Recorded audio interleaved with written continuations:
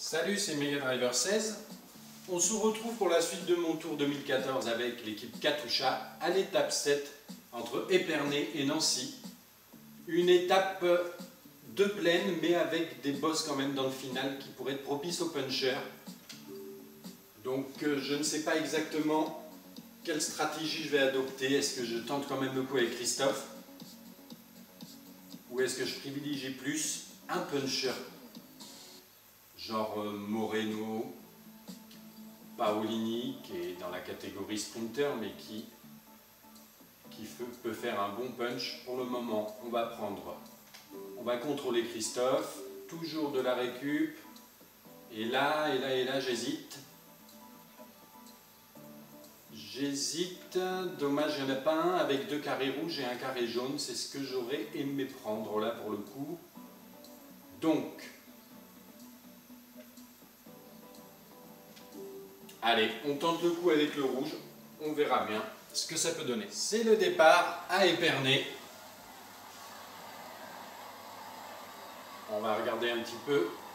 Bonjour à tous. La longue route menant à Nancy les décors aux sprinteurs qui souhaitent compléter leur tableau de chasse de mettre leurs coéquipiers à contribution. Un détour par Verdun sera effectué en hommage aux soldats tombés durant la Grande Guerre.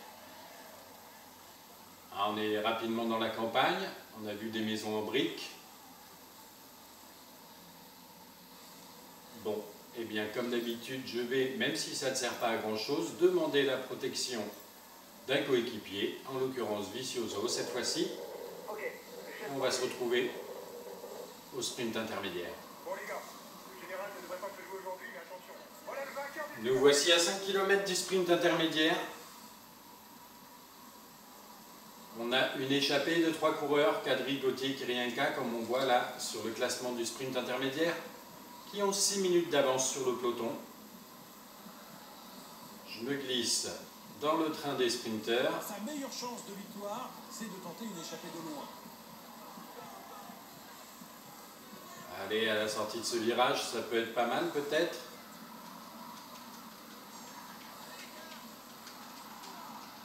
Allez, Christophe qui fait son effort, on passe le pont. Il est capable de tirer son épingle du jeu, aussi bien sur le plat que dans les bosses ou les cols. Ah là, j'ai plus de force pour sprinter. Où ils vont revenir, c'est Sagan en particulier, j'ai l'impression. Allez, on continue l'effort. Et je prends quand même de justesse la 4e place. Je pense devant Sagan et Cavendish. C'était pas évident là, mais c'est passé pour la première place du sprint intermédiaire pour les coureurs du peloton, derrière les 3 échappés. On va se retrouver dans le final potentiellement accidenté de cette 7e et dernière étape de cette première semaine de Tour. Et nous voici à 15 km de l'arrivée de cette étape 7, dernière étape de cette première semaine de Tour, avec le maillot vert Christophe. On vient de passer la difficulté de catégorie 4, sans trop de casse, puisqu'on voit j'ai encore pas mal de barres jaunes. L'échappée est à présent à 1 minute 10, on devrait pouvoir jouer avec le peloton la gagne. Et là, il va y avoir une petite phase de descente où il va falloir essayer de récupérer. De toute façon, là, je suis bien protégé, donc j'ai récupéré ma barre jaune, c'est pas mal. Et après, il va y avoir une petite montée. J'en profite pour passer le grand braquet. J'aimerais bien me placer à l'avant. Il est capable de tirer son épingle du jeu, aussi bien sur le plat que dans les bosses ou les cols. Mais en cas d'arrivée à 2, mieux vaut ne pas miser sur lui. Ça y est, c'est pas mal. On est dans les premières positions. N'oublions pas que Christophe est aussi un bon coureur de classique. 10 km de l'arrivée, on devrait arriver au petit Raidillon d'ici peu de temps. Voilà d'ailleurs. Allez, petite accélération avec Christophe. Et passage en grand braquet. J'ai Galopin qui me suit derrière en bon puncher. Il ne lui manque qu'une bonne pointe de vitesse en cas d'arrivée à plusieurs. On commence à distinguer les échappés au loin devant.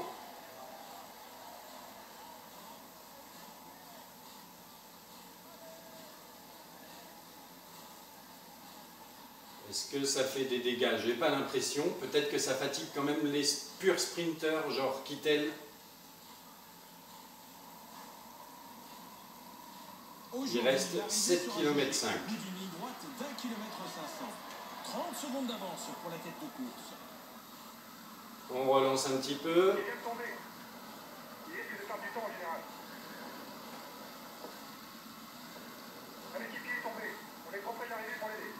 Vicioso qui est tombé. Bon, c'est pas bien grave. On dirait derrière c'est quand même clairsemé. Hein. Ou en tout cas, ça s'est étiré. On revient sur les premiers. Il reste encore qui devant? Il reste encore Kadri. Et moi j'ai bien à mes basques tout le gratin du sprint. Hein. J'ai vu les noms de Kittel, Degenkolb. 3 km 3. Le train des sprinters d'Argos est bien là. Le peloton est maintenant pointé à 1 minute. C'est parti pour l'emballage final. 2 km 2, je prends mon ravitaillement. Allez, on est dans le bon groupe là, il faut y aller. C'est le sprint pour Christophe. Allez, allez, allez, allez, allez. Oh là, Kittel est très fort là. Kittel est vraiment très très fort. Ce sera dur d'aller le chercher. Eh bien d'ailleurs, ce sera impossible. Deuxième place consécutive pour Christophe. Ah, il a vraiment été très bien emmené par Degenkolb et c'est une belle victoire de Kittel.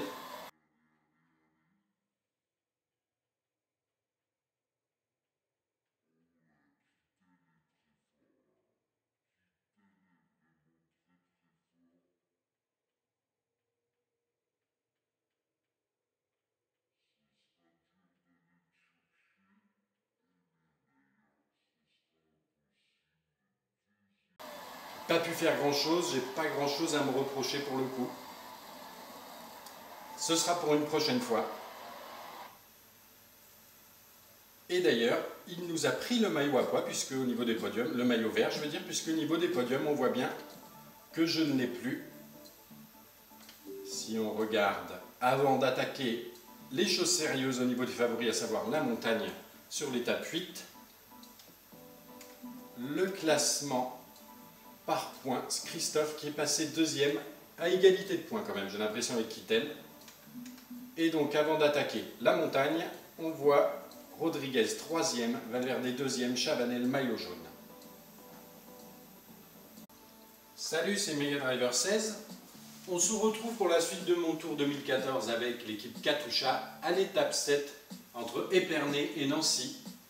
Une étape de plaine mais avec des bosses quand même dans le final qui pourraient être propices aux punchers.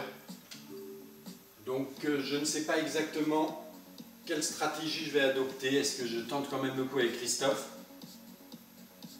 Ou est-ce que je privilégie plus un puncher? Genre Moreno, Paolini, qui est dans la catégorie sprinter, mais qui peut faire un bon punch. Pour le moment, on va contrôler Christophe, toujours de la récup. Et là, j'hésite. Dommage, il n'y en a pas un avec 2 carrés rouges et un carré jaune, c'est ce que j'aurais aimé prendre là pour le coup. Donc,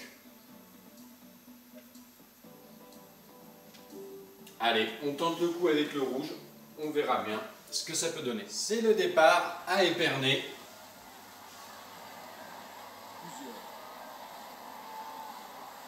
On commence à distinguer les échappés au loin devant.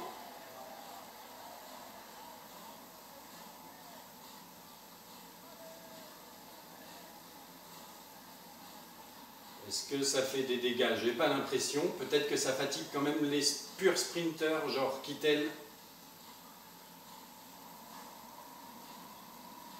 Il reste 7 km 5. 30 secondes d'avance pour la tête de course. On relance un petit peu.